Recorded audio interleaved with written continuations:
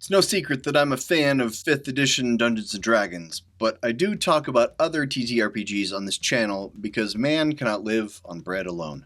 It's healthy to engage in a wide variety of tabletop gaming, and the sexy new hotness on the block this last month has been DC20 by the Dungeon Coach.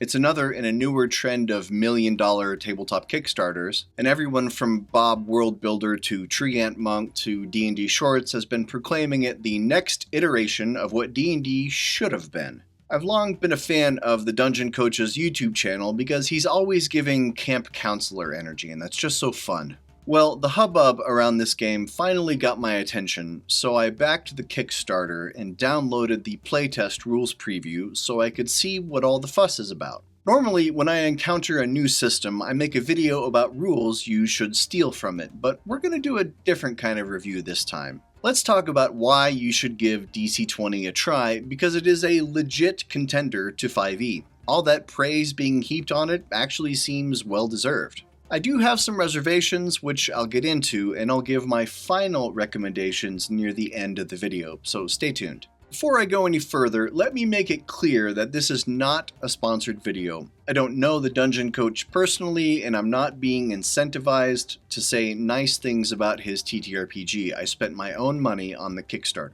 Let me do a quick overview of the basics of the system. It uses 4 main ability scores: Might, Agility, Charisma, and Intelligence. Like many modern TTRPGs, it dumps the unnecessary step of having both a stat number and a stat bonus and just uses stat bonuses. And the interesting tweak to the traditional tabletop stat system here is what's called the Prime Modifier. You can pick any of the 4 abilities to be your main thing. Like if you want to be a barbarian with high charisma, you could use that stat to swing your sword. If you want to be a wizard who uses might because you cast spells with your muscles, you could do that too. It's an intriguing twist. How fun would it be to play a super yoked barbell wizard who does deadlift reps on the battlefield to fling fireballs?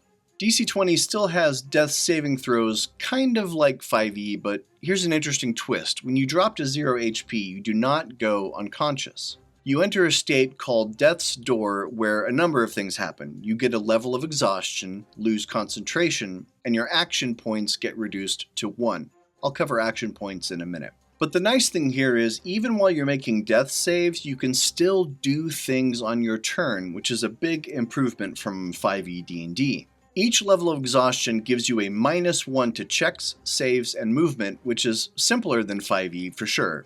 I don't know if taking exhaustion creates a death spiral, because I haven't had a chance to playtest this aspect. Someone in the comments let me know if this is the case or not.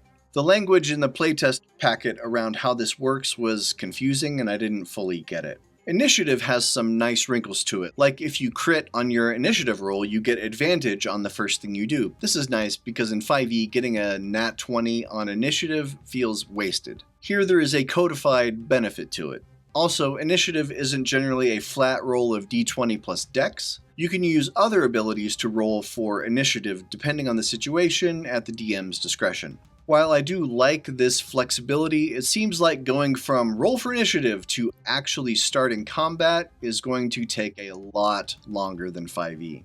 Also, the winner of initiative goes first, but after that the PC team and the enemy team alternate. This is a lot like an idea I heard from Luke at the DM's lair a couple years ago. Seems like Luke is pals with the Dungeon Coach based on this picture. Either way, initiative is a lot more complex than 5e. In combat, there are no actions, bonus actions, and segmented movement. It uses an overall action point system. You get 4 per turn, in addition to 2 minor actions like opening and closing doors or drawing a weapon. Action points fuel maneuvers, and casters use them for spells, since this game doesn't have spell slots. Instead, action points and mana points are your main currencies to use or modify casting. Action points can also be spent on reactions like opportunity attacks, and you regain expended points at the end of your turn. So you could theoretically use all of your action points not on your turn, but then you'd have none to spend on your turn. This is an interesting technical quandary and makes off-turn action economy a lot more interesting. It's crunchier than 5e, but in a lot of ways better. As long as you have action points to spend, there are ways you can affect events not on your turn, which I think leads to players being better engaged in general. This is a good solution to the slog of waiting for your next turn in combat.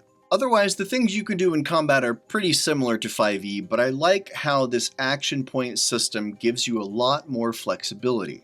And I really like the analyze creature action. In 5e, when the action economy is so precious, you normally wouldn't want to spend your single action studying this creature you're fighting. But when it only costs you 1 of your 4 total action points, it feels like a much more viable thing to do. And there are tiered successes indicated here by the each 5 that gives you bonuses for rolling 5 or more higher than the DC, so big numbers that aren't nat 20s can still feel rewarding.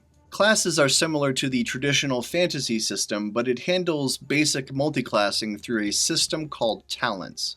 These are like feats, and allows you to take abilities from other classes at certain levels if you want chocolate in your peanut butter or peanut butter in your chocolate. This is a smart way to encourage players to dip their toes into other classes without the complexity of real multiclassing. There's also an advanced system for multiclassing talents versus multiclassing characters, which I didn't really understand. This part of the text was confusing. Also, there's a prestige path system which seems 4e D&D inspired, very detailed. Now let's talk about my favorite feature or system in DC20, and that is how it handles Ancestries. If you follow the UA playtest material for 5.5e or 2024 D&D or whatever they're calling it, you know they're essentially getting rid of half-orcs, half-elves, etc. I don't really want to wade into the politics of this because I know people have very strong opinions on either side. But the way mixed species or races will be handled in D&D going forward is you take only the stats of one, then you just say you're of mixed ancestry, and honestly, I think this is lame. If I want to play a character of mixed gnomish and drow lineage for backstory reasons, sure, that works. But what if I want to be a blended species because I want the gnome cunning feature and I also want the drow's superior dark vision? Well, in DC20, there's a system for that. You get ancestry points you can spend on species features as seen here, indicated in the parentheses. You even get more points to spend as you level up, which is a brilliant system that should hopefully mitigate the sensitive discussion that sometimes happens when talking about fantasy races and species. But I mean, that's probably a pipe dream because people are always going to find things to argue about. Anyway, if I could offer one critique of the playtest materials, it's that they're laid out in a kind of haphazard way. There are too many sidebars, interjections, tips, and digressions. This basically mirrors the way the Dungeon Coach talks on his YouTube channel. His videos are full of verbal sidebars because the dude is just excited about whatever he's talking about and goes off on tangents quite a bit. So if I could suggest a piece of feedback, this book needs professional smoothing to make sure it's written in a more clear-cut and digestible fashion. For example, there are action points and arcane points and ancestry points, which are all initialed AP.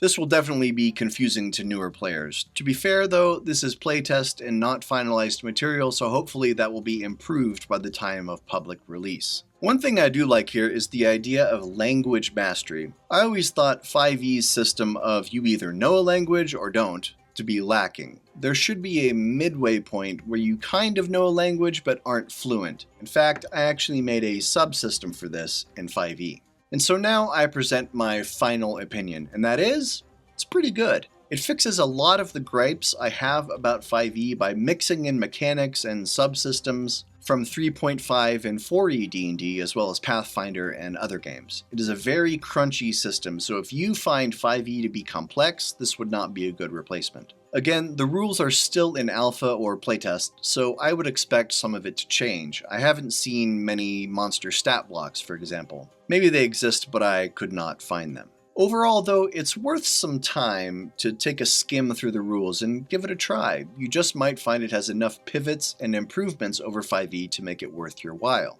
And that's all I have to say, so until next time, I'm GM Jim. Now go broaden your horizons and check out new systems. It's a big hobby out there.